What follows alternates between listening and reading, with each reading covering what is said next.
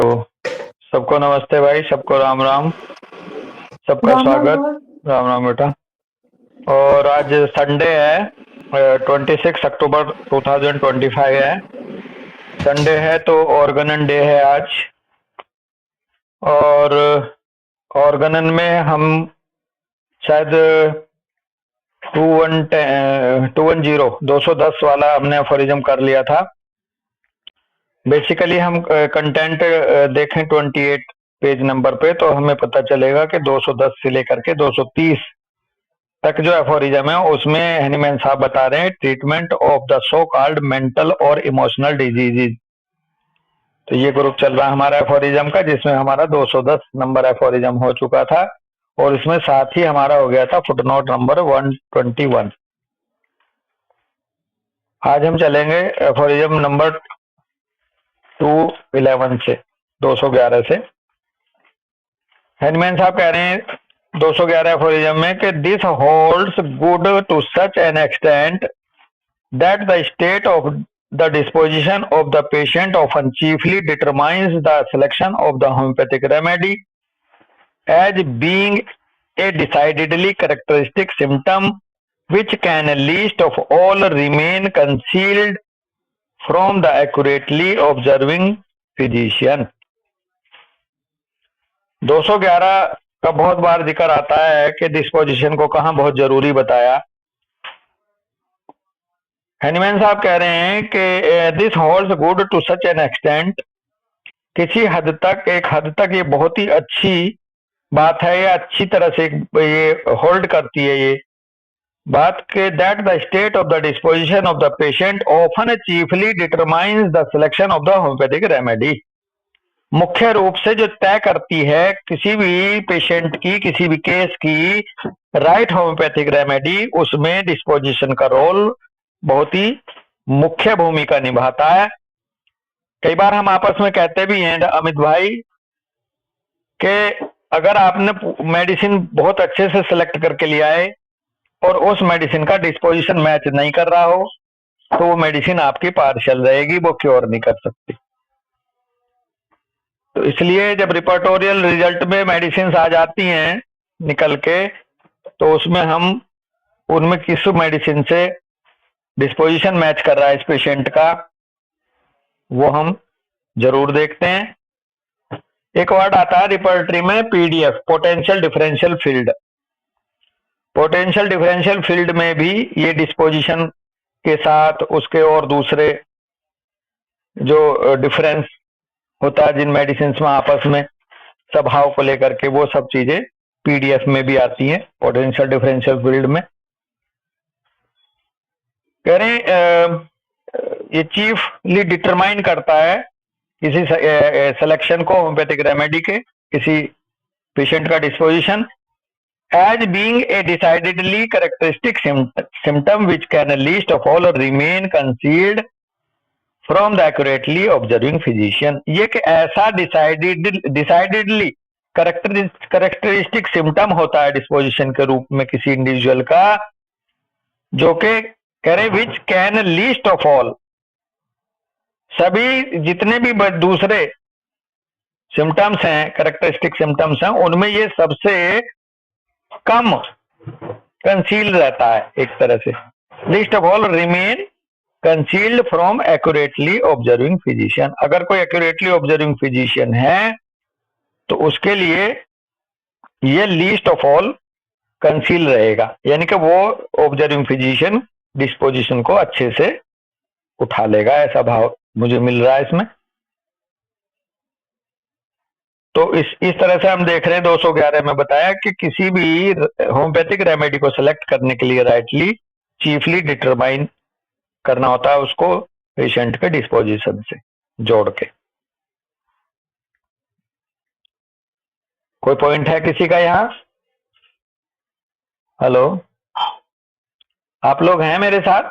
आवाज आ रही सबको? हाँ जी, आ रही है। Okay okay. अजय भाई थोड़ा सा बोलता रहे भाई, ये तो लोग बोलते नहीं, तू तो हाँ हूँ करता रहा कर भाई। ठीक है जी। हाँ, तो ये अपना फिर नेक्स्ट है aphorism number 212।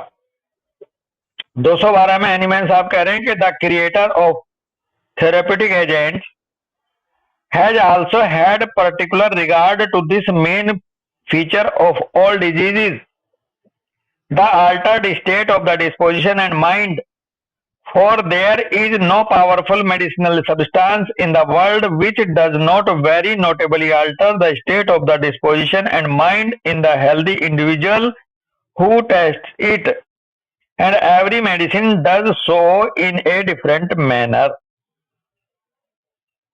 Creator of the therapeutic agents, the creator of the therapeutic agents has also had particular regard to this main feature of all diseases.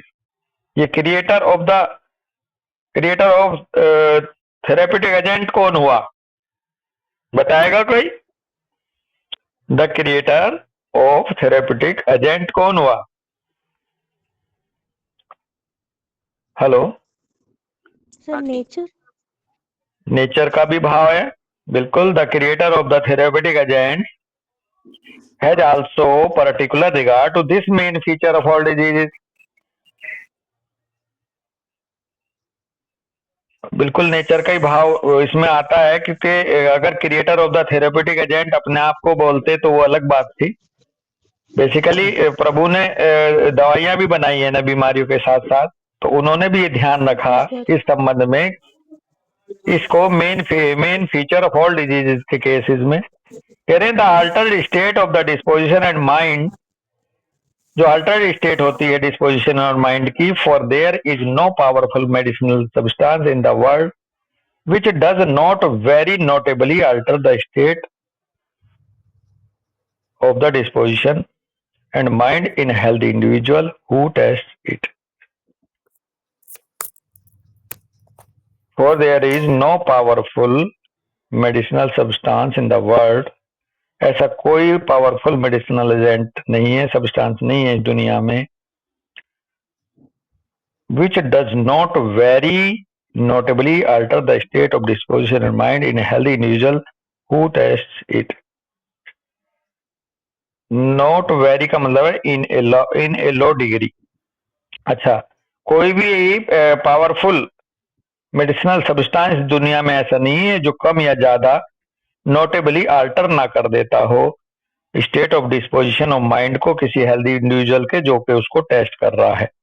वो कम मात्रा में या ज्यादा मात्रा में वो अल्टर कर ही देता है। And every medicine does so in a different manner, और इसीलिए चूंकि वो कम या ज्यादा मात्रा में स्टेट ऑफ डिस्पोजिशन माइंड को अल्टर करने की क्षमता रखती हैं, इसलिए प्रत्येक मेडिसिन डिफरेंट मैनर में काम करती है। इस तरह से अगर वो ना ऐसी स्थिति में होती कि डिस्पोजिशन एंड माइंड को अल्टर ना कर पाती, तो वो मेडिसिन का भी रूप नहीं ले पाती।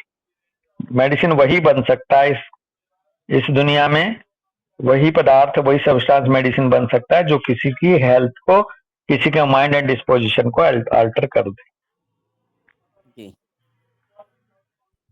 एफोरिज्म नंबर 213 में कह रहे हैं कि we shall therefore never be able to cure conformably to nature, that is to say homoeopathically, if we do not in every case of disease, even in such as are acute, observe along with the other symptoms those relating to the changes in the state of mind and disposition, and if we do not select for the patient's relief from among the medicines a disease force which in addition to the similarity of its other symptoms to those of the disease is also capable of producing a similar state of the disposition and mind. इस अजय भाई 213 aphorism में बिल्कुल clear cut कह दिया एनीमैन साहब ने कि बिना डिस्पोजिशन के कुछ भी नहीं हो सकता। 213 में कहा है, स्पेशली कह रहे हैं कि we shall therefore never be able to cure conformably to nature, that is to say homoeopathically, इसलिए हम कभी भी सक्षम हो ही नहीं सकते क्योर करने में, कन्फर्म होकर के टू नेचर, यानी कि कहने का मतलब होम्योपैथिकली किसी को क्योर करने में हम सक्षम हो ही नहीं सकते कंफर्मेबली, यदि हम हर एक केस में, चाहे वो एक्यूट क्यों ना हो डॉक्टर अजय, अगर हम ऑब्जर्व कर रहे हैं दूसरे सिम्टम्स के साथ जो उस पेशेंट का माइंड एंड डिस्पोजिशन में क्या चेंज आया उस स्टेट को, यदि हम नहीं ऑब्जर्व कर रहे हैं तो हम क्योर करने में सक्षम हो ही नहीं सकते। और आगे, and if we do not select, और यदि हम डिस्पोजिशन को नोट करने के बाद हम सेलेक्ट ना कर सके पेशेंट को रिलीफ देने के लिए, आराम देने के लिए, क्योर करने के लिए, मैं उन मेडिसिन का जो बीच से निकाल के लाएंगे हम उस डिजीज फोर्स को, which in addition to the similarity of its other symptoms, वो मेडिसिन या वो disease force as a disease force वो मेडिसिन लेके आएंगे जो दूसरे टोटलिटी के साथ मैच करते हुए, यानी कि दूसरे सिम्टम्स को तो सिमिलर होते हुए, यदि वो मेडिसिन स्टेट जो है उसकी डिस्पोजिशन और माइंड की पेशेंट को यदि ऐसी ही स्टेट ना बना पाती हो अल्टर करके, तो हम क्योर नहीं कर सकते। भाव ये है कि आपने totality of symptoms, disease symptoms के साथ जो मेडिसिन मैच करी है, उस मेडिसिन में वो क्षमता होनी चाहिए कि उस पेशेंट के उस समय के डिस्पोजिशन और माइंड जो उसका बदला हुआ है, ऐसी ही स्टेट वो पैदा करने में सक्षम हो, यानी कि सिमिलिमम हो वो मेडिसिन डिस्पोजिशन एंड माइंड के भी उस समय पर, वही कर सकती है उसको क्योर। और यदि हमने टोटलिटी ऑफ डिजीज तो मैच कर ली डॉक्टर अजय डिजीज की, और डिस्पोजिशन मैच करा नहीं, तो वो उसे क्योर नहीं करेगी। अब फुट नोट नंबर 122 में यही कह रहे हैं, हमने पहले भी करा था, ये इसलिए करा था, कह रहे हैं दस एकोनाइट will seldom or never effect either a rapid or permanent cure in a patient of a quite calm equable disposition। उस बात को आगे बढ़ाते हुए, डिस्पोजिशन को आगे बढ़ाते हुए हनीमैन साहब उदाहरण दे रहे हैं एक तरह से कि इसलिए ये आता है एकोनाइट कभी कभी या कभी भी नहीं इफेक्ट दिखा सकती रैपिड परमानेंट क्योर के रूप में ऐसे पेशेंट पर जो क्वाइट हो, काम हो, इक्वेबल हो डिस्पोजिशन के हिसाब से। क्यों? क्योंकि एकोनाइट कभी भी क्वाइट, काम एंड इक्वेबल डिस्पोजिशन को कवर नहीं करती। अब होता क्या है अजय भाई, बार बार इसलिए कह रहे हैं ताकि हमें बिल्कुल ही आत्मसात हो जाए चीज। कई बार क्या होता है कि हम डिजी टोटलिटी बना ली, फिर उसमें से रिपर्टोरियल टोटलिटी बना ली, फिर रिपर्टोरियल टोटलिटी को लेकर हम रिपर्टरी में गए, वहां से हमने जब सेलेक्ट करी तो वहां से 3-4 दवाइयां आ जाती हैं, एक ग्रुप ऑफ रेमेडी निकल के आ जाता, उसमें एकोनाइट भी है, बेलाडोना भी है, पल्सेटिला भी है, 3-4 मेडिसिन आ जाती है हमारी, आती है ना अपने उसमें उस पे देखते होगे लैपटॉप पे। जी जी। तो अब उसमें से ये देखा गया कि आपकी उनमें से अगर पेशेंट सामने वाला क्वाइट, काम एंड इक्वेबल डिस्पोजिशन का है और उसमें एकोनाइट, तो बड़े सर क्या करते थे कि उन मेडिसिन को कहते थे नहीं एकोनाइट ये नहीं हो सकता, बेलाडोना नहीं हो सकता, ये काम एंड कूल है, ये ऐसा, ये पल्सेटिला हो सकता है, तो वो मेडिसिन को रेक्टिफाई करते थे डॉक्टर सुगंध बाद में। तो वही चीज है जो बड़े सर एक्सरसाइज करते थे, वही चीज फुटनोट में आ रही है कि क्वाइट, काम, इक्वेबल डिस्पोजिशन है तो एकोनाइट नहीं, कह रहे हैं and just as little will nux vomica be serviceable where the disposition is mild and phlegmatic. इसी तरह से नक्स वोमिका लिटिल ही सर्विसेबल हो पाएगी या मुश्किल से ही वहां कुछ कर पाएगी जहां पर सामने वाला पेशेंट माइल्ड डिस्पोजिशन का होगा और फ्लेगमेटिक का होगा। क्यों? क्योंकि नक्स वोमिका को हम क्या पढ़ते हुए आ रहे हैं, ये इरिटेबल होता है जी, एंग्री इरिटेबल होता है ऐसे। तो हमें सामने उस रिजल्ट में से जो हमने निकाला उसमें हम पेशेंट का डिस्पोजिशन मैच करें, तब हमारी फाइनल रेमेडी होगी वो।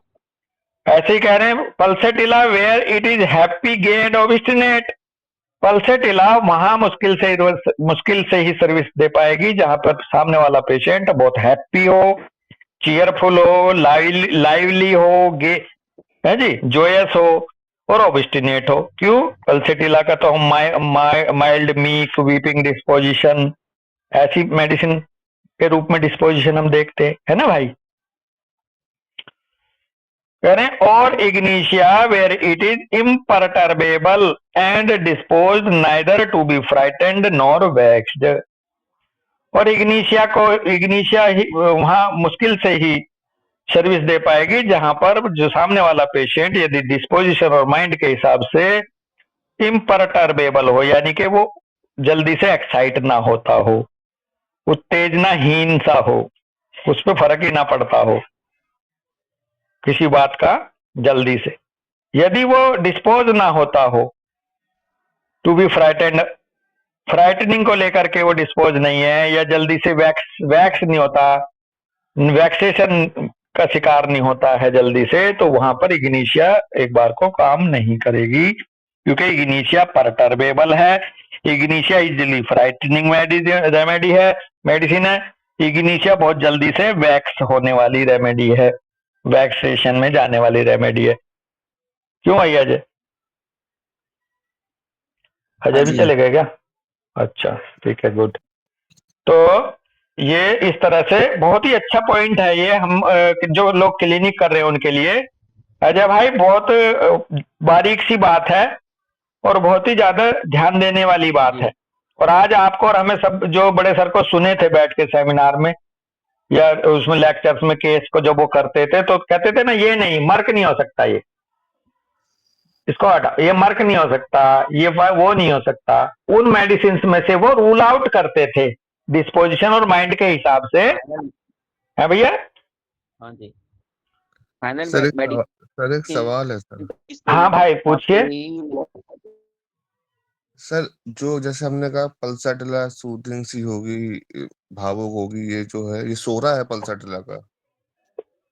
हाँ सोरिक डिस्पोजिशन कह सकते, सॉरी सोरा में कह सकते हो, बिल्कुल। हाँ, लेकिन जब हम कोई ऑटोइम्यून लेके आते हैं और केस ऐसा, तो उसमें सिफिलिटिक भी तो हम लेते हैं। हाँ ये सवाल बहुत ही अच्छा था और ये आना भी चाहिए था दोस्त सुगंध।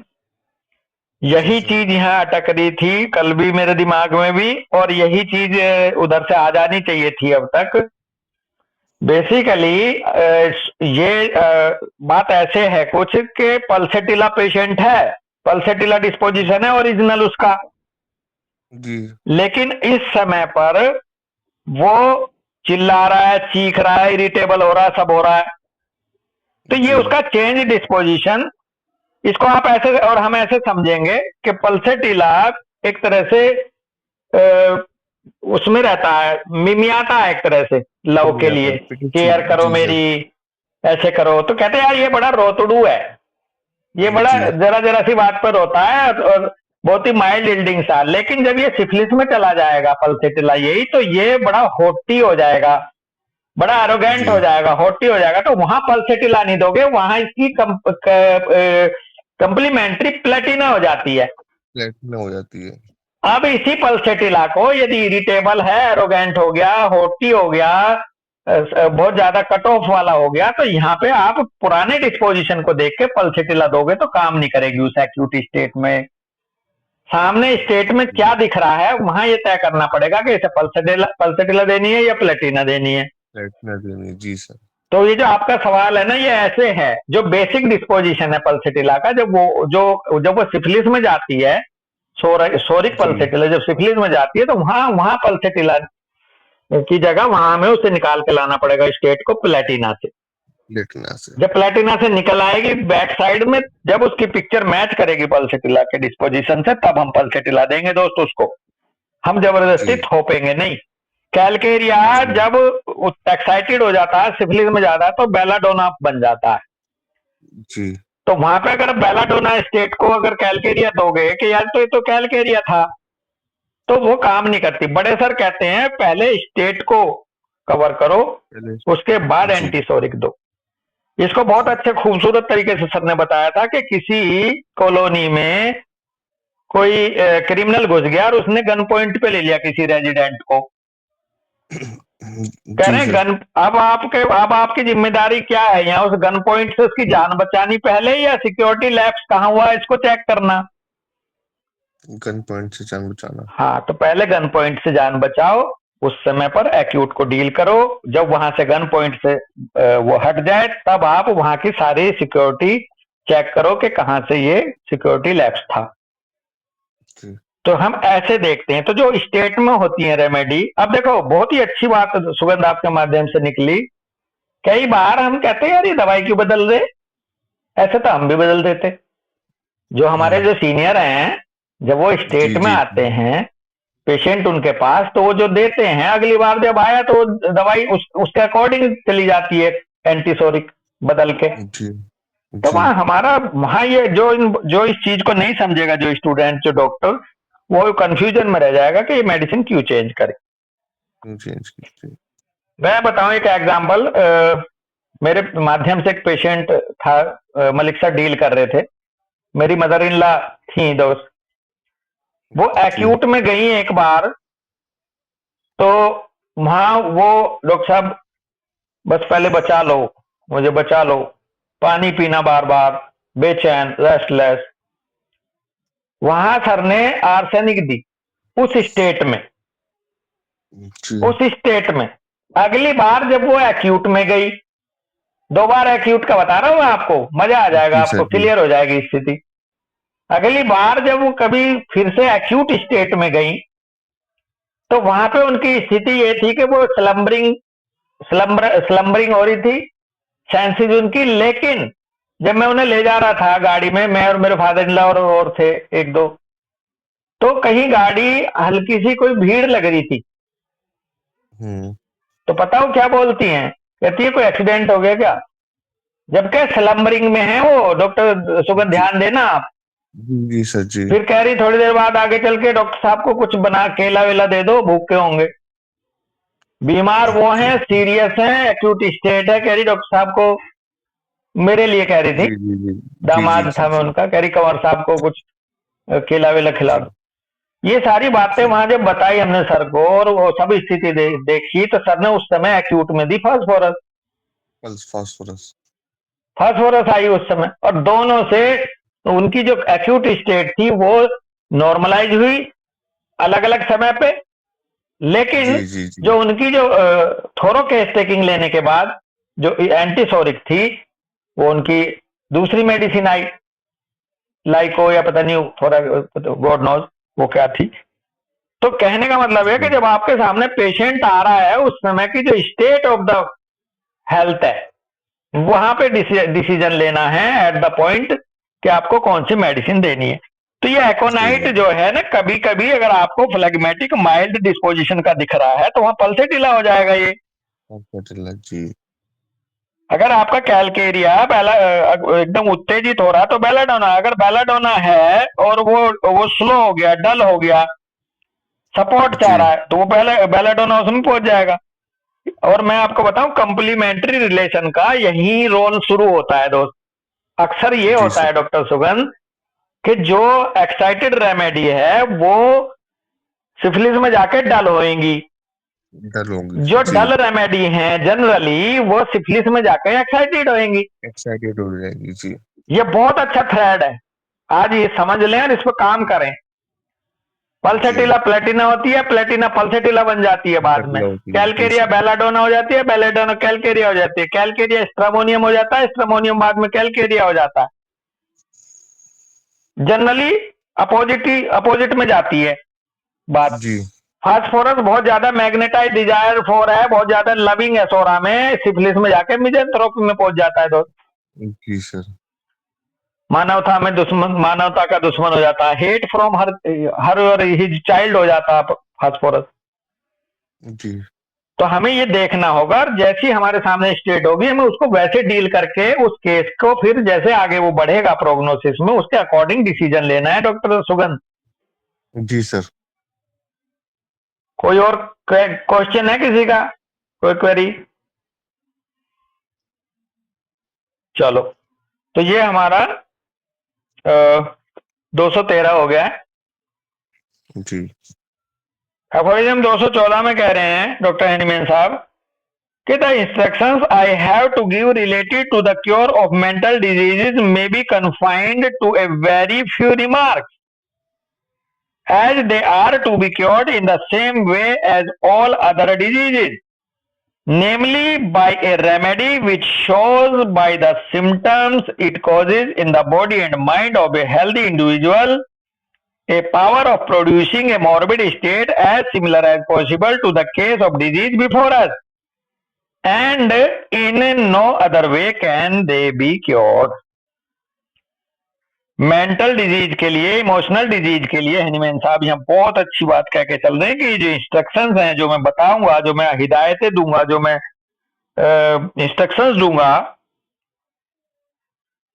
क्योर ऑफ मेंटल डिजीज के रिलेशन में, वो बहुत ही सीमित हैं, कोई अलग जी नहीं है, कोई बहुत बड़ी अलग से अप्रोच नहीं मैं बताऊंगा। ये बहुत ही कन्फाइंड और वेरी फ्यू रिमार्क्स दूंगा। क्यों दूंगा वेरी फ्यू रिमार्क्स? क्योंकि as they are to be cured in the same way as all other diseases, क्योंकि ये भी ऐसे ही क्योर होते हैं उसी तरीके से जैसे दूसरे डिजीजेस होते हैं दोस्त doctor Suman. Ji namely by remedy which shows, दूसरे कैसे होते हैं? अर्थात वो रेमेडी जो सिम्टम कॉज करती हो बॉडी और माइंड के हेल्दी इंडिविजुअल में प्रूविंग के दौरान, जैसे जो जिसमें पावर हो प्रोड्यूस करने के एक मॉर्बिड स्टेट को similar as possible as the case of disease before us, जो हमारे सामने जो डिजीज है, जिस मेडिसिन में ऐसी ही माइंड और डिस्पोजिशन और हेल्दी इंडिविजुअल में मॉर्बिड स्टेट पैदा करने की जो क्षमता हो, वही तो जी देंगे दोस्त हम जी यहाँ। हाँ जी और दूसरा तरीका ही नहीं है डॉक्टर राजा, कह रहे no in no other way can they be cured, दूसरा और कोई रास्ता भी नहीं है कि उनको क्योर कर सको। रिलीफ अलग है, क्योर अलग है, ध्यान देते जाना। जी एक्यूट में रिलीफ देना अलग है, स्टेट से निकालना, क्योर करना अलग है। क्योंकि अभी 222 जो इसमें आएगा, उसमें जब एक्यूट में आते हैं ऐसे पेशेंट 221 में देखेंगे, जब ऐसे पेशेंट एक्यूट में आते हैं तो वहां पर कहते हैं other class of proved medicaments देते हैं। अदर क्लास का मतलब है जो कि सिमिलिमम ना हो, जिनको सीधे सीधे एक्यूट में हो, जैसे aconite, belladonna, stramonium, hyoscyamus, mercury etcetera, state के हिसाब से वहां वो देनी होगी। लेकिन क्योर करा जाएगा उसी तरीके से जैसे दूसरे डिजीज को एंटीसोरिक दे करके ट्रीट किया जाता, होल स्टेट जी को कवर कर। मेंटल डिजीज दो तरीके से आ सकते हैं डॉक्टर श्रेय हमारे पास। ये क्रॉनिसिटी का भी चोला ओढ़ के आ सकते हैं और ये एक्यूट स्टेट में भी आ सकते हैं आपके पास। तो जब ये एक्यूट में आते हैं तो तब इनको हम सीधे सीधे डील करते हैं स्पेसिफिक रेमेडीज से, जैसे बेलाडोना से, अगर बेलाडोना की पिक्चर दे रहा है तो, या फिर हम हाइसाइमस से या मरकरी से, स्ट्रामोनियम से करते हैं ना। बहुत ही पैनिक हो रहा है कोई पेशेंट डॉक्टर अजय, बार बार बहुत ही ज्यादा पैनिक, तो आप सीधे कहोगे भैया मैं पहले यहाँ स्ट्रामोनियम दूंगा, इसे बाद में देखेंगे, आप स्ट्रामोनियम दे के भेजेंगे उसको पहले, अब इस समय है जी। वो स्टेट निकलेंगे फिर बाद में देखते हैं। हाँ यस, ये है अप्रोच ऐसे। और 214 में ये कह दिया कि इनके लिए अलग कोई दूसरा तरीका ना, मैं बता रहा भाई, इनका तरीका वही है जिस तरह से दूसरे डिजीज को क्योर करते हो।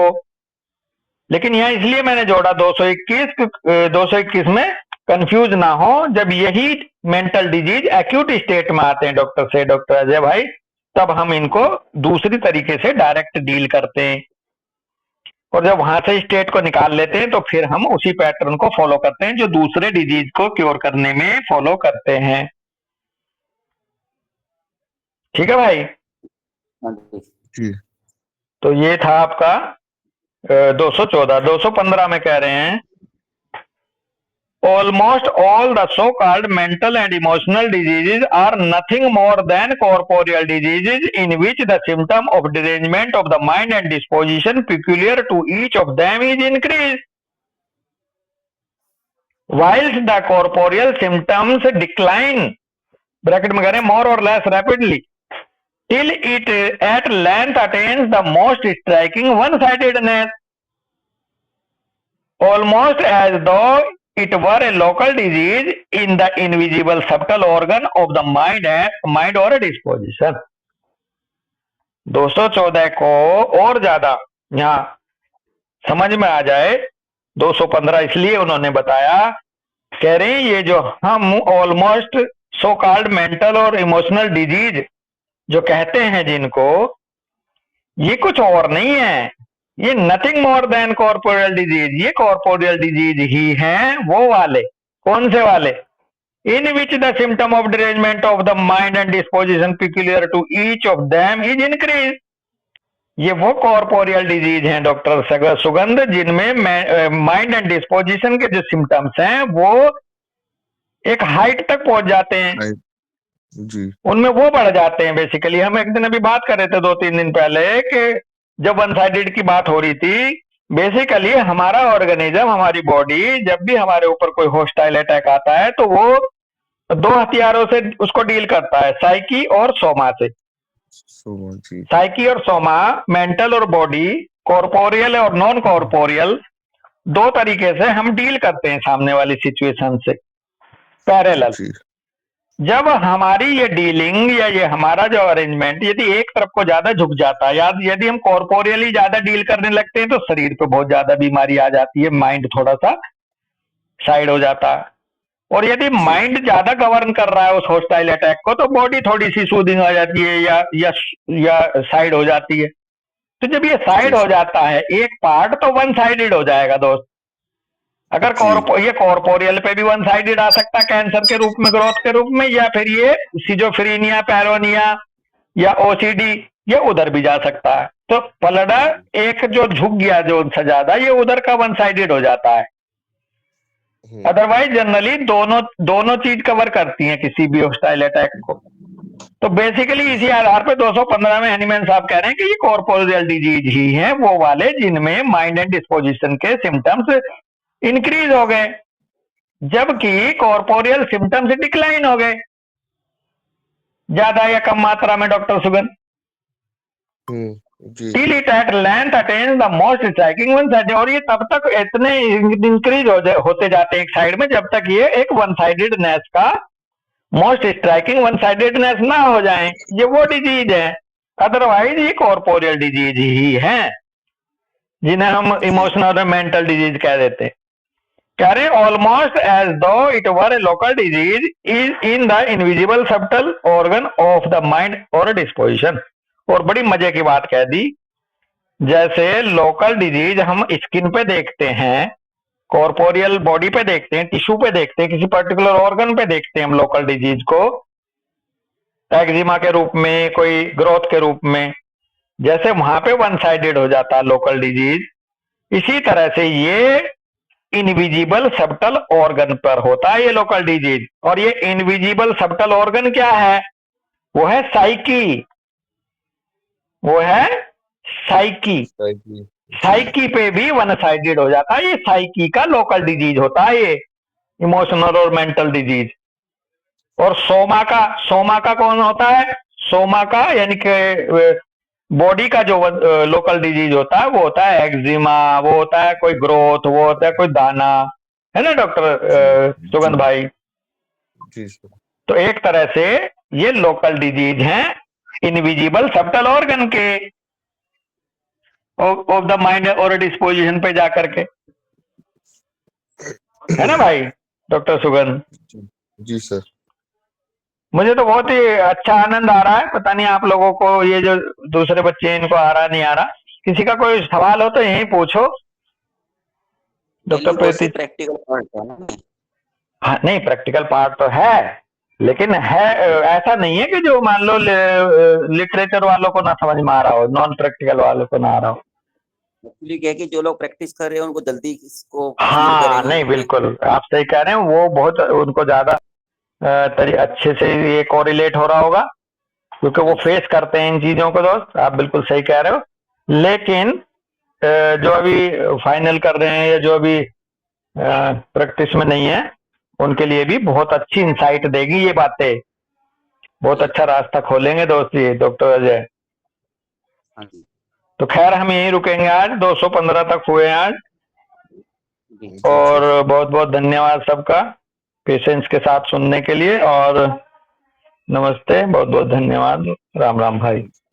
जय राम जी राम सर, राम। जय राम जी। जय राम जी की, राम राम भाई। राम राम सर। राम राम राम राम जी, सर। राम राम बेटा।